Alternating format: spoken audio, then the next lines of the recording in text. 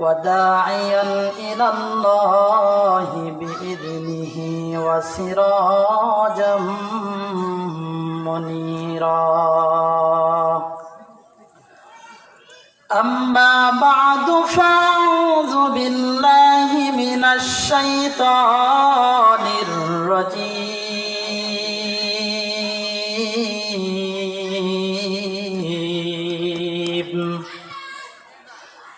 بسم الله الرحمن الرحيم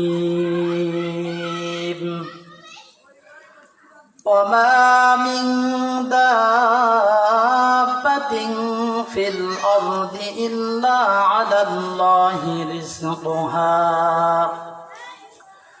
ويعلم مستقرها ومستودعها كل في كتاب مبين وقال النبي صلى الله عليه وسلم لا طاعة لمخلوق في معصية الخالق أو كما قال النبي عليه الصلاة والسلام صدق الله العظيم وصدق رسوله النبي الكريم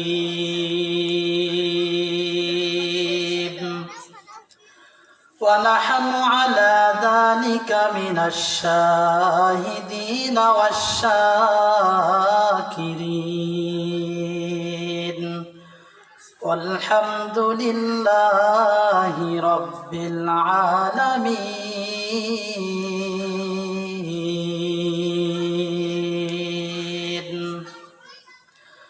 মুমিনা ذکر خدا بسیار ہو تابیا بھی درد عالم ابرو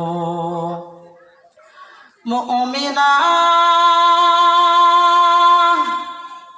ذکر خدا بسیار ہو يدعوكن يدعو لا إله إلا الله لا إله إلا الله لا إله إلا الله لا إله إلا الله لا إله إلا الله إلا الله إلا الله لا إله إلا الله لا إله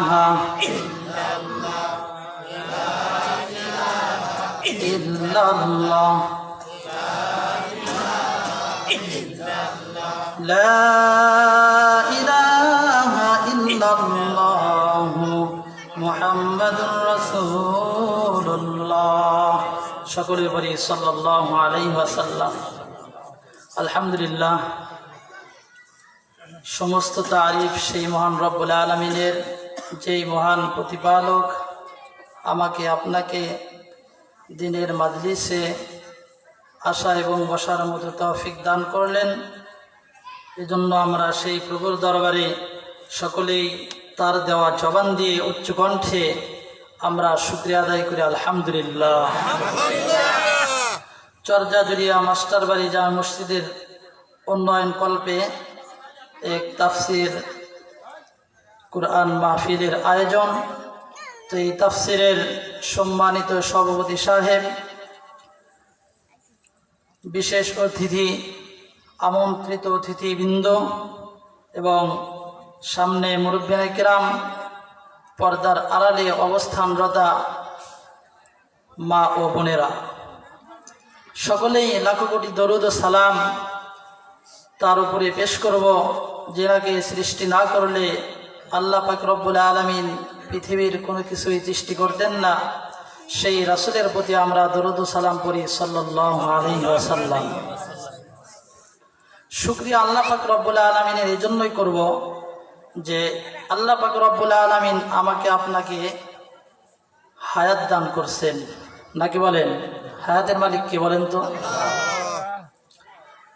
শুধু তাই নয়, দুনিয়াতে কিছু মানুষের হায়াত আছে, তাদের হায়াত থাকাকালীনও তারা হাঁটতে পারে না, এরকম মানুষ আছে না নাই? আবার দুনিয়াতে এরকম মানুষ আছে যারা সম্পূর্ণভাবেই সুস্থ, কিন্তু আল্লাহ পাক রব্বুল আলামিনের ইবাদত তারা করে না, এরকম শ্রেণীর মানুষ আছে না নাই? আছে। সর্বপ্রকার শ্রেণীর সর্বশ্রেণীর মানুষের ভিতরে আহকামুল হাকিমিন আমাকে আপনাকে যে এই কোরআনের মাজলিসে আসার মতো তৌফিক দান করলেন, এর জন্য আমরা সকলেই খুশি না বেজার? এজন্যই খুশি হব। আল্লাহ পাক রব্বুল আলামিন যাকে নেক কাজ করার মতো তৌফিক দান করেন, ওই ব্যক্তি নেক কাজটা করতে পারে। আর যেই ব্যক্তি নেক কাজ করবে, আল্লাহ পাক রব্বুল আলামিন যেই ব্যক্তিকে নেক কাজ করার মতো তৌফিক দিয়ে নেক কাজের স্থানে আনবেন, আল্লাহ তাআলা তাকে মাফ করে দেন। সুবহানাল্লাহ। তো আমরা আসছি সেই নেক মাজলিসে। আল্লাহ পাক রব্বুল আলামিন সংক্ষিপ্ত পরিসরে আলোচনা, যেহেতু লম্বা চড়া সময় নয়, আল্লাহ পাক রব্বুল আলামিন সূরা হুদ, কোন সূরা? সূরা হুদ 6 নম্বর আয়াত আপনাদের সামনে তিলাওয়াত করেছি। 12 নম্বর পারার প্রথম নাম্বার লাইনেই আল্লাহ তাআলা বলেন, ওয়ামা মিন দাব্বাতিন ফিল আরদি ইল্লা আলাল্লাহি রিজকুহা ওয়া ইয়ালামু মুস্তাকাররাহা ওয়া মুস্তাওদাআহা কুল্লুম ফি কিতাবিম মুবিন।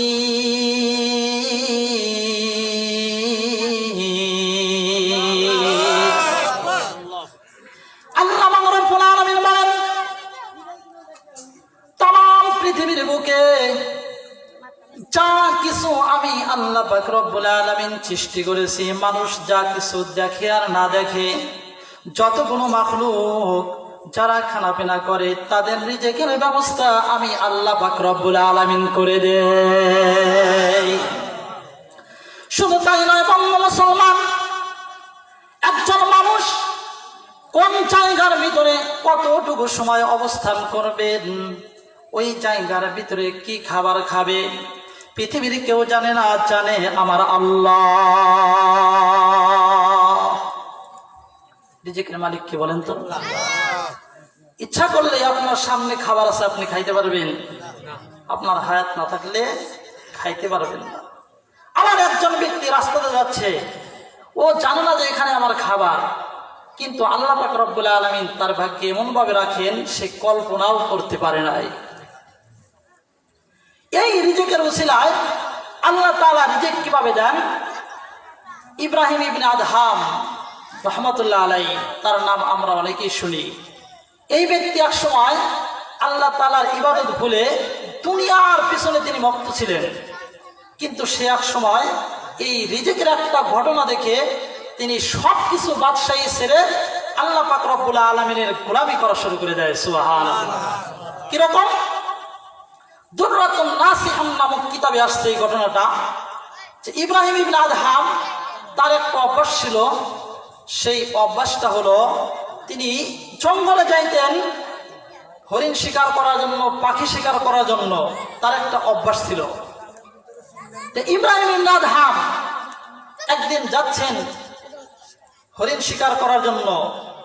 অনেক দূর ঘোড়া দৌড়াইয়া যাওয়ার পর তিনি যখন জঙ্গলের ভিতরে অবস্থান করছেন, করার পরে দেখতেছেন যে যখন দস্তরখানা বিছায় খাইতে বসবেন, খাবেন, উনি রুটি যখন বের করছেন, আকাশ থেকে একটা কাক এসে তার রুটিটা নিয়ে চলে যায়। সুবহানাল্লাহ।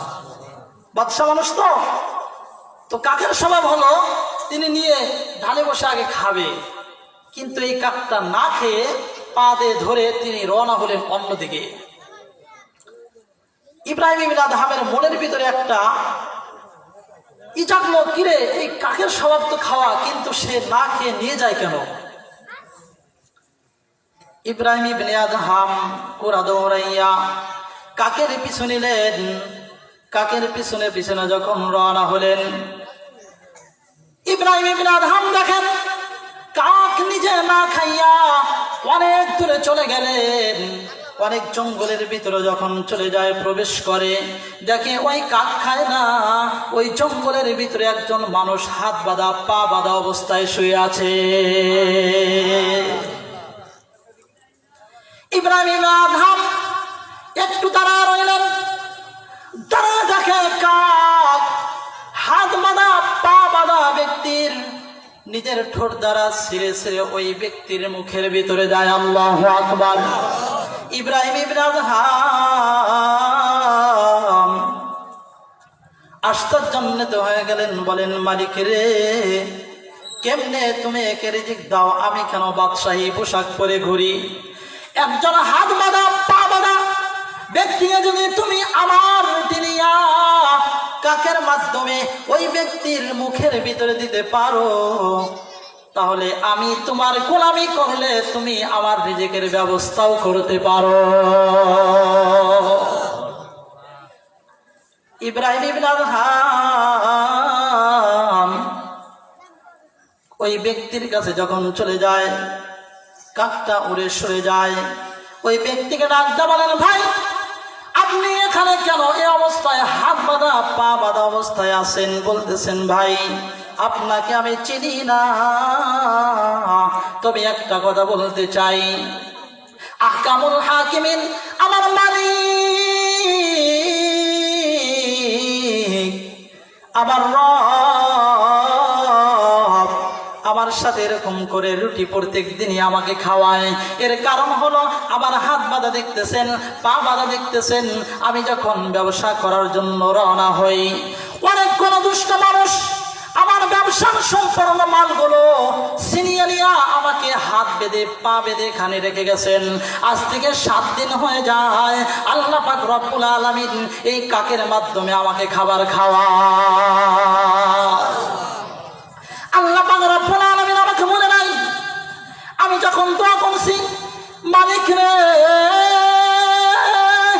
এই জঙ্গলার ভিতরে তুমি ছাড়া আমাকে কেউ দেখে না, কেউ দেখতে পারবে না।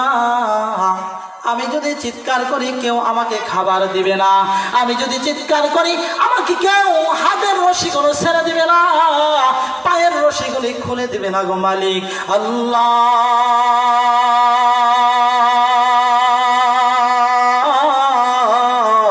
তুমি যেহেতু আমাকে সৃষ্টি করেছো আল্লাহ, অবশ্যই তুমি আমার রিজিকের ব্যবস্থা করেছো। আমার এই রিজিকের ব্যবস্থা পৃথিবীর কেউ করতে পারবে না, যেহেতু আমার হাত বাঁধা পা বাঁধা, আমার মুখের জবানটা মানুষের কর্ণ পর্যন্ত বসবে না। ওই দিন থেকে দোয়া করার পরেই ও ইব্রাহিম ইবনে আদহাম শোনো, আকাশের মালিক আমার রব প্রত্যেক দিন এক বেলা নয় 2 বেলা 2 টিকের রুটি আমার মুখের ভিতরে পৌঁছাইয়া দেয়। তো রিজিকের মালিক কি বলেন তো? সকলেই বলেন, আরো জোরে বলেন, চিৎকার দিয়ে বলেন। যেই ব্যক্তি আল্লাহু আকবার জোরে বলবেন, ওই ব্যক্তির রিজিকের অভাব দূর হয়ে যাবে। আল্লাহু আকবার। যেই ব্যক্তি আল্লাহু আকবার জোরে বলবে, ওই ব্যক্তির ঈমান যদি দুর্বল হয়ে থাকে, লো কোয়ালিটি হয়ে থাকে, আল্লাহ পাক রব্বুল আলামিন হাই কোয়ালিটি করে দিবেন। জোরে বলেন আল্লাহু আকবার। আল্লাহু আকবার জোরে বলা সুন্নাত, জোরে কোন আল্লাহু আকবার। মুসলমানের জবান, আল্লাহু আকবার বলেন তো, জবান কে দিবেন? আল্লাহ। মুসলমানের জবানের পাওয়ার আজকে আল্লাহু আকবার ধ্বনি কম হওয়ার কারণে বাংলার বুকে নয়, তাম পৃথিবীর বুকে মুসলমানের রাষ্ট্রে আজকে ইহুদি খ্রিস্টান কথা বলে। কথা কন না কেন? মুসলমানের জবান যদি উচ্চকণ্ঠ হইতো, এই বাংলার জমিনে মুসলমানের বিরুদ্ধে, কোরআনের বিরুদ্ধে, হাদিসের বিরুদ্ধে, রাসূলের বিরুদ্ধে কথা বলার মতো কোনো ব্যক্তি সাহস পাইত না। একমাত্র মুসলমানের জবানটা নিচু হওয়ার কারণে। লম্বা চড়া আলোচনা নয়, সংক্ষিপ্ত পরিসরে বলে দেই রিজিকের ব্যাপারে আল্লাহ পাক রব্বুল আলামিন কত সুন্দর করে